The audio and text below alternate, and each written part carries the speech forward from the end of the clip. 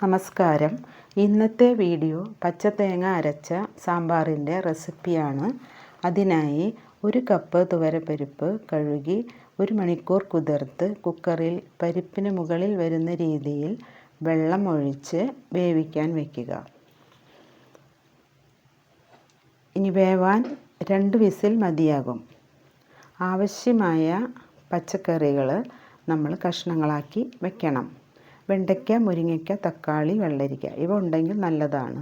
സാമ്പാർ കഷ്ണങ്ങളായിട്ട് തന്നെ പച്ചക്കറി കടയിൽ നിന്ന് വാങ്ങാൻ കിട്ടുന്നതുമാണ്. അരിഞ്ഞു വെച്ച കഷ്ണങ്ങൾ ഏകദേശം 2 കപ്പാണ് എടുത്തിട്ടുള്ളത്. ഇനി പരിപ്പ് വേവിക്കാൻ വെച്ചത് നോക്കാം. പരിപ്പ് വെന്തിട്ടുണ്ട്. ഇതിലേക്ക് കഷ്ണങ്ങൾ ഇട്ട് കൊടുക്കാം. കഷ്ണങ്ങൾ നമ്മൾ പരിപ്പിലേക്ക് ഇട്ട് കൊടുക്കുകയാണ്. 1/2 കപ്പ് വെള്ളവും 1 ടേബിൾ സ്പൂൺ ഉപ്പും ചേർത്ത് വേവിക്കാം.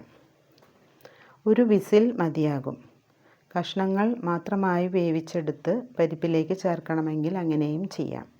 വെണ്ടയ്ക്ക കുറച്ച് എണ്ണയിൽ ചെറുതായി വഴറ്റിയിട്ട് ഉപയോഗിക്കാം.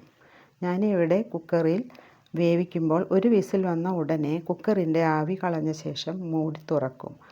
അപ്പോൾ വേവ് കൂടി പോകാറില്ല. ഇനി അരപ്പിലേക്ക് വേണ്ടി പാൻ ചൂടായാൽ 2 ടേബിൾ സ്പൂൺ വെളിച്ചെണ്ണ ഒഴിച്ച് ചൂടാകുമ്പോൾ 2 ടേബിൾ സ്പൂൺ മുഴുവൻ മല്ലി ഇട്ട് ചൂടാക്കുക. പിന്നെ 1/4 ടീസ്പൂൺ ഉലുവ ചേർത്ത് ഇളക്കുക.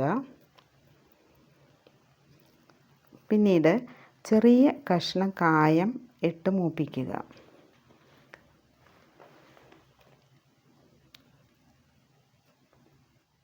കായം നന്നായി മൊരിഞ്ഞ് വരണം.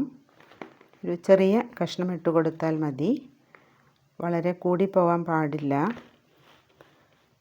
നന്നായി മൊരിഞ്ഞ് വരട്ടെ. തീ മീഡിയം ഫ്ലെയിമിൽ വയ്ക്കണം, അല്ലെങ്കിൽ അത് കരിഞ്ഞു പോകും. അപ്പോൾ ടേസ്റ്റ് ആകെ മാറും.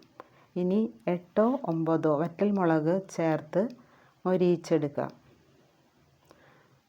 ഇപ്പോഴും തീ മീഡിയം ഫ്ലെയിമിൽ തന്നെ വയ്ക്കണം. കുറച്ച് സമയം ഇത് കിടന്ന് വഴണ്ട് വന്നാൽ ഒരു നല്ല സ്മെല്ല് വരും, നല്ല മൊരിഞ്ഞ് കിട്ടും. അതിന് ശേഷം നമുക്ക് തീ നല്ലപോലെ കുറച്ച് വയ്ക്കാം.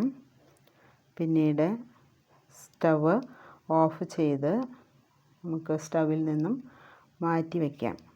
കുറച്ച് നേരം ഇത് തണുക്കാനായിട്ട് മാറ്റി വയ്ക്കാം.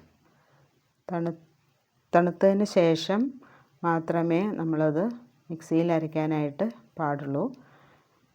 തണുത്ത് കഴിഞ്ഞാൽ ഇതിൻ്റെ കൂടെ 1 കപ്പ് തേങ്ങ ചിരകിയതും 1/2 ടീസ്പൂൺ മഞ്ഞൾപ്പൊടിയും 1 ചെറിയ ഉരുള പുളിയും ചേർത്ത് അരയ്ക്കുക. ഏകദേശം ഒരു ചെറിയ ചെറുനാരങ്ങയുടെ വലിപ്പത്തിലുള്ള പുളി എടുത്താൽ മതി. പിന്നീട് ഇതെല്ലാം കൂടെ അരച്ച് നല്ലപോലെ അരയ്ക്കണം. വേവിച്ച് വെച്ച പരിപ്പും കഷ്ണങ്ങളും ചേർന്നതിലേക്ക് ഇത് ഇളക്കി കൊടുക്കുക. നല്ലപോലെ ചേർത്ത് ഇളക്കി കൊടുക്കുക. പാകത്തിന് വെള്ളവും ഉപ്പും ചേർത്ത് തിളപ്പിക്കുക. അതിനുശേഷം ഇത് കടുക് താളിക്കാം.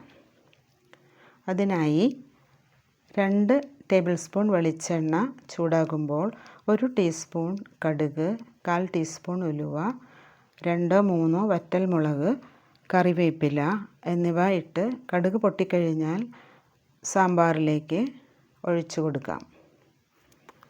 ആവശ്യമെങ്കിൽ മാത്രം മല്ലിയില കുറച്ച് ചേർക്കാം. അതിനുശേഷം നമ്മൾ കുറച്ച് സമയം അടച്ചു വയ്ക്കണം.